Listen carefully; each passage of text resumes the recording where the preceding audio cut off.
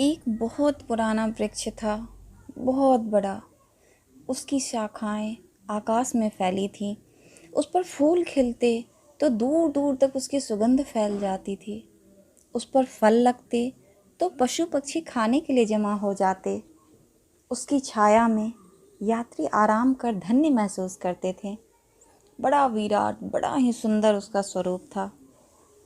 एक छोटा सा बच्चा उस वृक्ष के पास खेलने के लिए आता था। वृक्ष को भी उस बच्चे से लगाव हो गया। वृक्ष की शाखाएं ऊपर थीं, बच्चा छोटा था, तो प्रेमवश वृक्ष अपनी शाखाएं झुका देता था ताकि बच्चा उसके फल फूल तोड़ सके। बच्चा धीरे धीरे बड़ा होने लगा। वो कभी उसकी छाया में सोता, कभी उसके फल खाता, कभी उसके फूल का ताज बना के पहनता और जंगल का सम्राट हो जाता। बच्चे को झूमता देख वृक्ष आनंद से भर जाता। फिर लड़का और बड़ा हुआ। वो उसकी शाखाओं पे झूलने भी लगा, उसकी शाखाओं पे विश्राम भी करता, तो वृक्ष और आनंदित होता। फिर लड़का और बड़ा होता चला गया और उसके वृक्ष के पास आने के दिन कम होते चले गए। फिर एक दिन जब वह वृक्ष के पास से गुजरा तो वृक्ष ने कहा, सुनो, तुम आते नहीं, मैं तुम्हारी प्रतीक्षा करता हूँ। मैं तुम्हारी राह देखता हूँ, बाट जोहता हूँ। लड़के ने कहा, क्या है तुम्हारे पास जो मैं आऊँ? मुझे रुपए चाहिए। वृक्ष उदास हो गया कि क्या तुम तभी आओगे जब मैं कुछ दे सकूं? वृक्ष ने कहा, रुपए नहीं है मेरे पास, ये रुपए तो इंसानों के पास होते हैं। वृक्षों में ये बीमारी नहीं होती, इसलिए तो हम इतने आनंदित रहते हैं। इतने फूल खिलते हैं, फल लगते हैं, इतनी बड़ी छाया होती है, पशु पक्षी आते हैं, गीत गाते हैं। रुपए नहीं है हमारे पास। फिर बच्चे ने कहा, तो क्या आऊँ? मैं तुम्हारे पास क्यों आऊँ? मुझे वहाँ जाना होगा जहाँ मैं रुपए कमा सकूँ। मेरी ज़रूरतें हैं, उन्हें पूरा करने के लिए मुझे रुपए चाहिए। वृक्ष उदास हो गया। फिर उसने बहुत सोचा।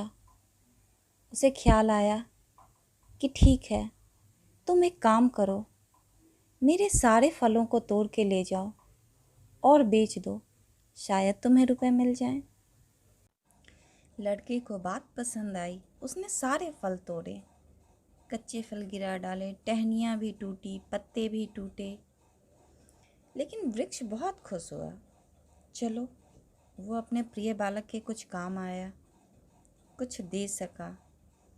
और उस लड़के ने तो धन्यवाद भी नहीं दिया पीछे मुड़कर, लेकिन वृक्ष को धन्यवाद मिल गया, खुशी मिल गई कि बालक के वो किसी काम आया।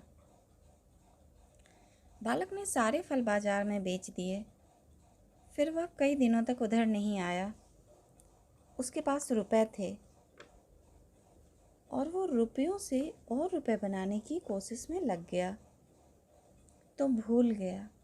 वर्षों बीत गए और वृक्ष उदास है कि उसका भूला भटका बच्चा वापस उसके पास आए और उसे पाकर वो फिर से धन्य हो जाए। उसके हृदय से पुकार उठती कि आओ, आओ, मेरे पास आओ। और वो लड़का वर्षों बाद आया तो प्रौढ़ हो गया था। वृक्ष ने कहा, आओ मेरे पास, मेरे गले से लग जाओ। तो उसने कहा, छोड़ो बकवास की बातें, ये सब बचपन की बातें हैं। वृक्ष ने कहा, आओ खेलो मेरे साथ, झूलो मेरी डालियों से। फिर उसने बोला, छोड़ो ये सब फिजूल की बात है, मुझे एक मकान बनाना है। मकान दे सकते हो तुम? वृक्ष ने कहा, मकान? हम तो बिना मकान के रहते हैं। मकान में तो सिर्फ इंसान रहते हैं। हम तो बिना मकान के ही रहते हैं। पर एक काम कर लो कि तुम मेरी शाखाओं को काट के ले जाओ, तो शायद तुम मकान बना लो। इतना सुनते ही वो प्रौढ़ कुल्हाड़ी लेकर आ गया और वृक्ष की शाखाएं काट डाली। वृक्ष एक ठूठ भर रह गया, पर फिर भी खुश था कि वो अपने बच्चे को कुछ दे सका, और उसने तो पीछे मुड़कर भी नहीं देखा। मकान बना लिया। वक्त गुजरते चले गए।